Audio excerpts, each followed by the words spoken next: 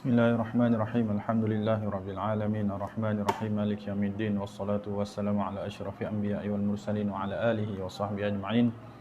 Allahumma shalli ala sayyidina Muhammad tibbil qulubi wa dawaiha wa sihatil abdani wa shifaiha wa nuril absar wa dhiyaiha wa qutil arwah wa ghizaiha wa ala alihi wa sahbihi wa barik wa sallim. Rabbi shrah li sadri wa yassir li amri wa hlul 'uqdatan min lisani yafqahu qawli wasaddid lisani wahdi qalbi bihaqqi sayyidina Rasulillah sallallahu alaihi wa ala alihi wa sahbihi wa baraka wa sallam. Allahumma inna nastaudi'uka ma qara'nahu aw naqra'u fi hadzal majlis wa ma qablahu wa ma ba'dahu fahfaz 'alaina hatta taruddahu ilaina waqta ihtiyajina ilaihi ya arhamar rahimin. Allahumma 'allimna 'ilman hatta na'rifu bihi kaifa nunajika ya rahman ya rabb. Allahumma aftah alaina futuhal arifina bik ya rabbal alamin. Amma ba'd. Wassalamualaikum warahmatullahi wabarakatuh. Pada tuan-tuan puan-puan yang sedang bersama dengan kapsul 15 minit Asmaul Husna Kubak Center. Kita dalam siri yang ke-28, minggu yang ke-7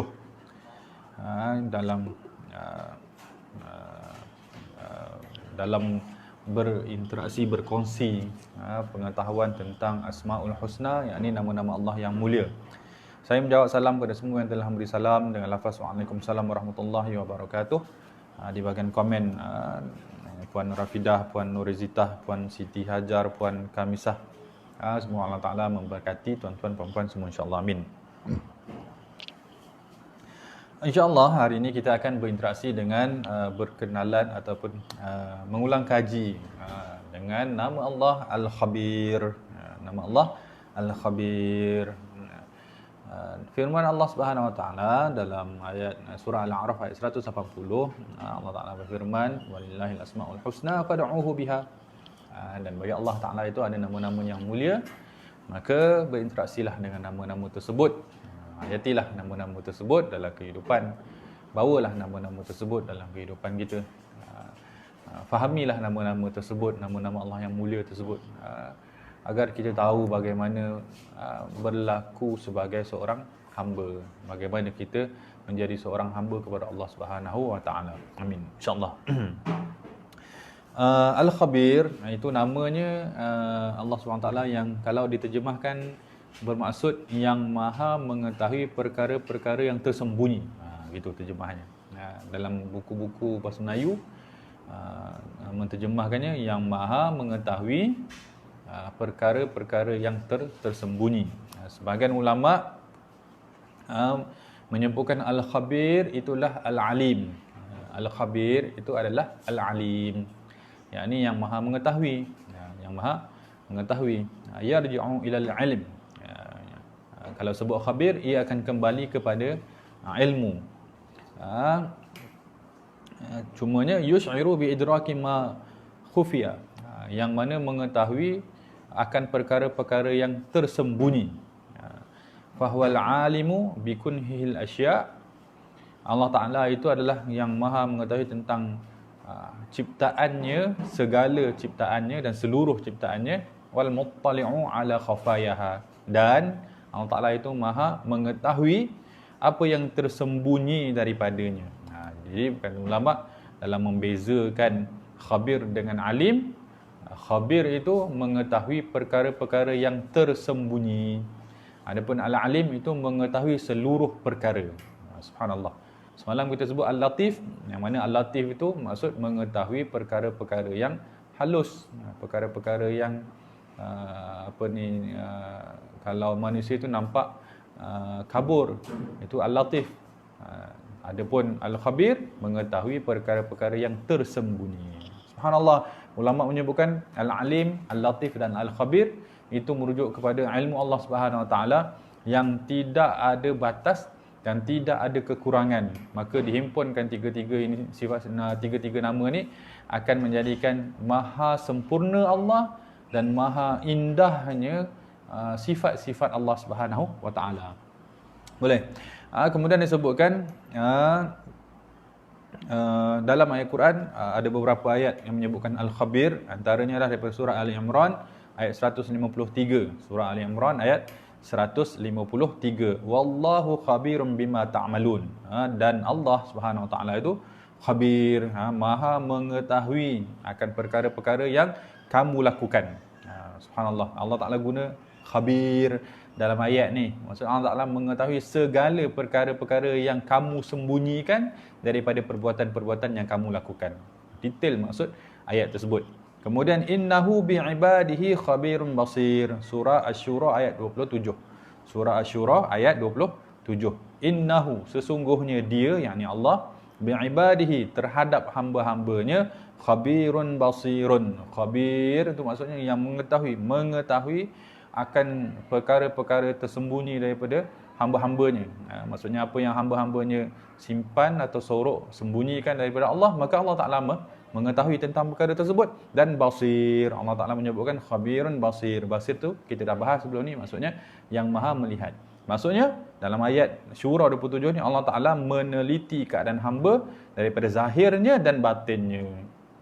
Jadi Imam Al-Ghazali sebut al-khabir itu maksudnya al-alim bi bawatinil umur wa khafayatiha. Allah Ta'ala itu maha mengetahui tentang perkara-perkara batin daripada hal ehwal makhluknya dan perkara-perkara yang tersorok daripada mereka. Minal khibrah, yakni daripada ilmu pengetahuan Allah, bil khafayal batinah, yang mana ilmu Allah Ta'ala meliputi perkara-perkara yang batin. Kemudian daripada sudut penghayatan kehambaan, kata ulama di sini ada dua.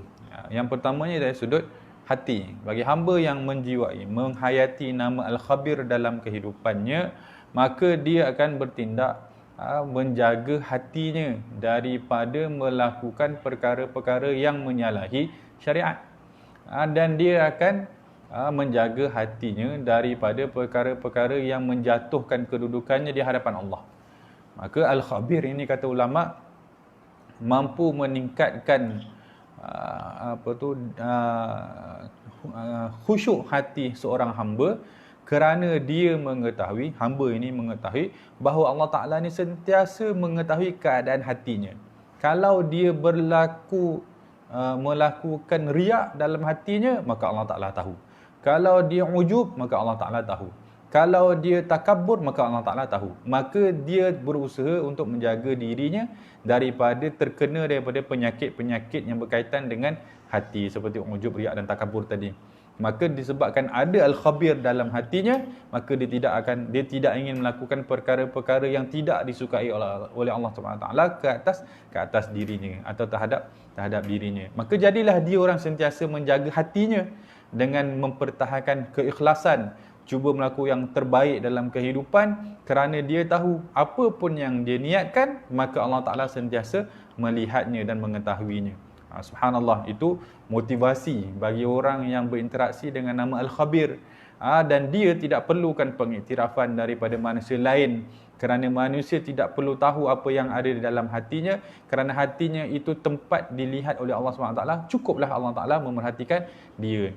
Adapun kalau manusia cuba merendah-rendahkan perbuatan gerakan tubuhnya, maka dia tidak akan ambil peduli, kerana Allah Ta'ala mengetahui keadaan hatinya. Maka orang ini, kata ulama', dia akan bawa pada kesan yang kedua, tadi daripada sudut aspek hati, yang ini akan bawa kepada aspek gerak anggota tubuh. Kata ulama', bagi orang yang berinteraksi dengan Al-Khabir dalam kehidupan, dalam hidupnya, dia akan menterjemahkan perbuatan-perbuatan yang baik hasil daripada hati yang baik.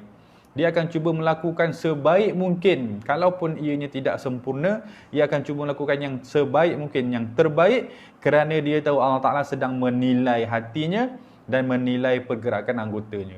Maka dia jadi orang yang sentiasa positif. Dia menjadi orang yang sentiasa berusaha melakukan kebaikan, memberi kebaikan kepada orang lain tanpa mengambil berat dan mengambil kisah terhadap kritikan orang, kerana dia tahu Allah Ta'ala mengetahui niat asal di dalam hatinya. Itu bagi orang yang menjiwai nama Al-Khabir dalam kehidupan. Kadang-kadang manusia ni kurang motivasi melakukan sesuatu kerana dia mengharapkan penghargaan daripada luar dirinya. Penghargaan daripada luar maksudnya penghargaan daripada manusia lain, daripada penghargaan yang boleh dia rasakan. Penghargaan manusia lah, pujian orang, pengiktirafan orang. Maka apabila tidak ada pengiktirafan tersebut, maka dirinya menjadi malas, menjadi lemah daripada melakukan perkara-perkara yang baik. Ini kerana dia tidak merasakan bahawa Tuhan tu, Allah Ta'ala tu sentiasa memerhatikan dirinya, atau sentiasa menghargai dirinya. Maka jadilah orang ini bermalas-malasan dalam kehidupan. Kalau buat pun bukan ada orang iktiraf pun, itu ayat dia lah kan, ayat biasa kita dengar. Sedangkan dia tak perlukan orang untuk menghargai apa yang dia lakukan. Kerana hidup ni bukan tentang orang pun, hidup ni tentang interaksi dia dengan Allah. Cuma bagaimana dia menterjemahkan apa yang dilakukan, itu perlulah adanya manusia lain. Kan kita kalau nak menjadi hamba Allah yang memberi sedekah, kita nak beri sedekah kepada siapa? Tentulah kepada manusia. Interaksi kita kepada manusia itu hanya terjemahan bagaimana interaksi kita kepada Allah. Kalau kita nak dapat pahala sabar, daripada mana kita dapat pahala sabar? Tentulah pahala sabar daripada berinteraksi dengan manusia. Tapi kita bersabar bukan sebab manusia itu, kita bersabar sebab Allah Ta'ala sedang memerhatikan kesabaran kita itu. Maka jadilah orang yang menjiwai Al-Khabir dalam kehidupan ni sentiasa positif dan sentiasa bersemangat untuk hidup. Kerana kalau tak ada manusia lain yang menghargai dia, tetap ada yang paling indah, paling mulia, yang paling berkuasa menghargai dirinya. Jadi ialah orang ini sentiasa melakukan kebaikan ketika ada orang lain dan ketika tidak ada orang lain. Subhanallah. Itu mungkin susahlah untuk dilakukan, tapi ia perlu kepada pentarbiahan, didikan daripada orang yang berpengalaman membantu kita melakukan kerana Allah dalam keadaan diperhatikan oleh Allah Subhanahu Wa Taala, sebagaimana yang disebutkan oleh Nabi dalam hadis Jibril bahagian berkaitan dengan bab ihsan, an ta'budallah ka'annaka tarah fa in lam takun tarah fa innahu yarak. Bahasanya Allah Ta'ala itu sentiasa memerhatikan hamba-Nya kalaupun kita tidak merasai pandangan Allah. Ada pun seorang hamba itu melakukan dalam keadaan dia memerhati Tuhannya. Memerhati Tuhannya maksudnya dia mengetahui hatinya sentiasa dipandang oleh Allah Subhanahu Wa Taala. Jadilah dia di maqam ihsan disebabkan dia berinteraksi dengan nama Al-Khabir. Boleh. Kemudian para ulama menyebutkan di antara zikir, kelebihan mengamalkan zikir Al-Khabir ini adalah diberi kekuatan ataupun taufik daripada Allah Subhanahu Wa Taala untuk ikhlas, untuk ikhlas kerana dengan mengamalkan Al-Khabir tahu dia bahawa Allah Ta'ala sentiasa memerhatikan hatinya. Maka bila dia ingat nama tersebut, ingat nama Al-Khabir itu, maka menyebabkan dia menjaga hatinya daripada niat-niat yang tidak baik. Wallahu a'lam. Sekadar itu perkongsian kita pada hari ini dengan nama Al-Khabir. InsyaAllah esok kita akan kongsikan nama Al-Halim, yang maha halim, maha lembut ataupun maha santun kepada hamba-Nya. Okey, sekadar itu perkongsian kita hari ini.